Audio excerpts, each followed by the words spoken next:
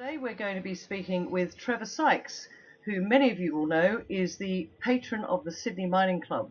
He's also a keynote speaker at this year's Resources Investment Symposium, taking place at the end of May in Broken Hill. Welcome, Trevor. Glad to be here, Kerry. Trevor, I just wanted to ask you a couple of questions before we go out to Broken Hill. You'll be talking about the future of money. Goodness me, we're talking a lot about that at the moment with all this printing of money and the fiat currency. Why have you chosen that topic for this year's symposium in Broken Hill? I wanted to hold their attention for 5 minutes. I figured everyone's got a bit of an interest in money. What is your view on all this QE1, QE2, QE3, and there's all this printing that's going on? Is it going to affect us at all, or is it just going to be absorbed into the system and life goes on in an ever-ending swirl of carnival? My interest mainly centres around the fact that I've been a collector of money for some time. Not only the contemporary stuff that I can spend on Rolls Royces, but also the old stuff.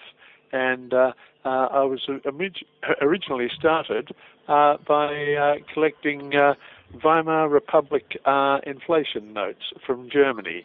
I've got a few dozen of them now.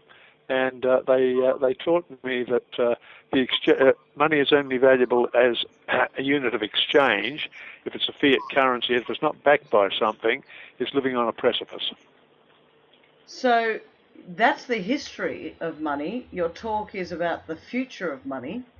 Well, you'll have to come along and listen to find out what the future is, you see. Let's beguile the punters out there, shall we? Let's beguile them a little bit, but you talked about the fact that you've been collecting money. So do you see this money as an investment? Well, let's put it this way. The other day, Gail Kelly paid, I think it was $334,000 for the first banknote ever printed by the Bank of New South Wales. Well, I would say that was a pretty good investment. That was a pretty good investment for the person who bought it way back when it was printed. I doubt they're still alive, but not bad. Not bad inflation rate. Trevor, before I go, I know that there's a lot of people out there that would like to hear your view on current market sentiment. I mean, you're not only a former journalist and a writer of many books, of which I have one or two of those wonderful tomes. You're also an investor. What do you feel investors should be looking at? Should we all be running for the hills, or do you see this as a great opportunity? And I'm specifically talking about the resources sector. I figured so.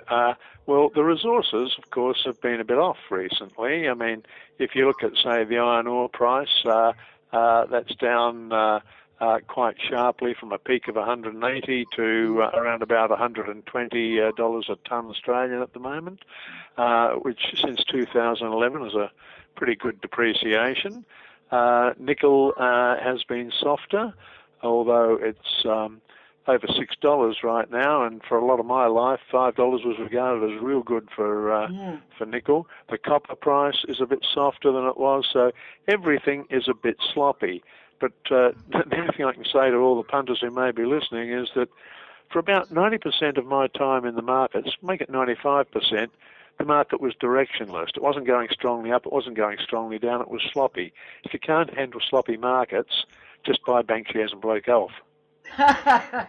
Very good advice. So don't worry about the sloppiness. Look out for opportunities because they'll always be there. Would that be a good summation? That's right. Buy stuff, throw it in the old oak chest, look at it in 6 months' time, and sleep easy in between. And in the meantime, book your ticket for Broken Hill, where Trevor Sykes will talk to you about the future of money. Trevor, Indeed. Thanks very much for talking to us today. My pleasure, Kerry. See you there.